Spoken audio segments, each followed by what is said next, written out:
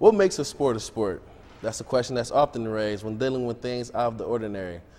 But with high-flying thrill seekers and gravity-defying stunts, we take a look inside free running at Freerunning Academy.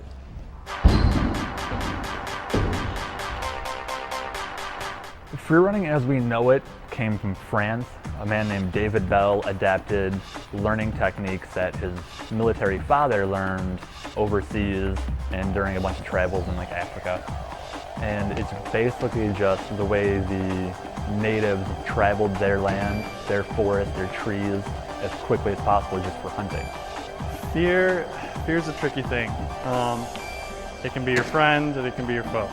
And a lot of people will be walking by and think I'm stupid or crazy for what I'm doing, but what's crazy for me isn't necessarily, or what's crazy for you isn't necessarily crazy for me,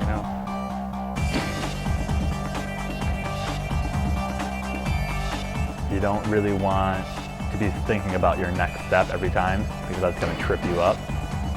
Every decision you make is last second. You don't know what you're doing until you're there.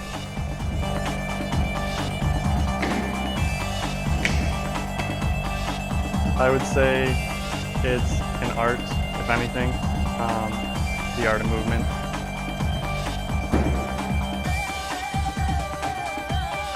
I can do it. I can do anything I want, anywhere I want. Like I said, I grew up, I've always been that crazy kid trying to take things to the next level. Just being free and doing what you want pretty much. There's no limits. There's a progression in everything. Start small, even if something's too easy for you. Start small, build your way up. You don't want to it's not about doing the craziest drop and stuff like that. It's your own journey. How do you translate the environment through your imagination and stuff like that? I think it should be a professional sport because it's always in commercials, movies. I think it should be in Olympics, personally. The academy here, we start off with an open gym.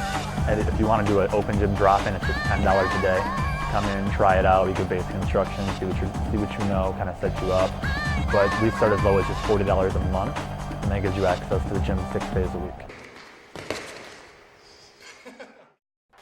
Freerunning Academy is located at 32977 Schoolcraft Road in Livonia, Michigan.